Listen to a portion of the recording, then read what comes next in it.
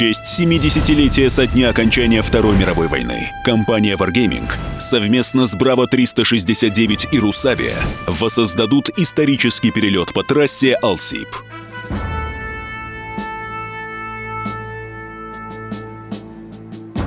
Нацистская Германия не смогла противостоять объединившим свои силы Британии, США и СССР.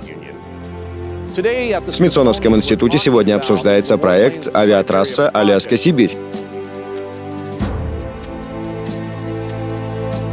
Одним из положений закона о ленд-лизе стало открытие авиатрассы Аляска-Сибирь. Это был кратчайший путь для транспортировки военной техники из США в СССР. Мы восстановим историческую авиатрассу.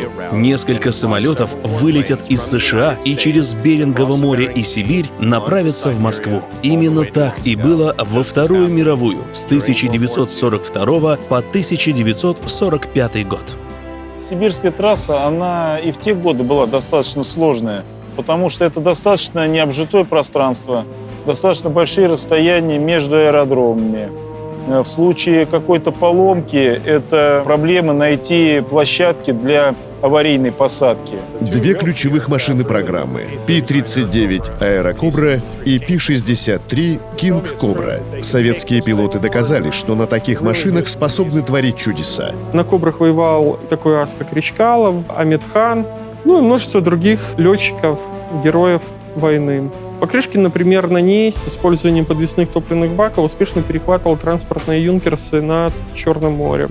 Мы отправляли и Си-47. По сути, военно-транспортная модификация «Дуглас DC-3». Кроме того, Би-25 «Митчелл». Его многие знают, ведь он участвовал в рейде Дулиттла на Токио. По трассе перегонялись следующие типы самолетов. П-40, знаменитый самолет, который успел повоевать. Летчики на П-40 участвовали в битве за Москву. Плюсы ему ставилась высокая живучесть, и вес секундного залпа у него был довольно солидный для того времени.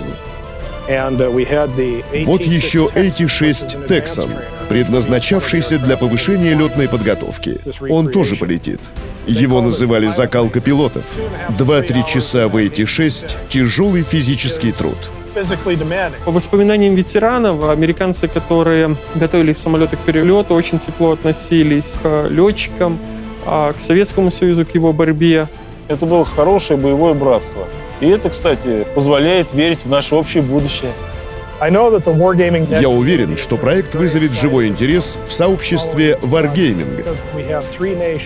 Ведь 3 нации — США, Канада и Россия — будут работать вместе сообща, как было во Вторую мировую войну.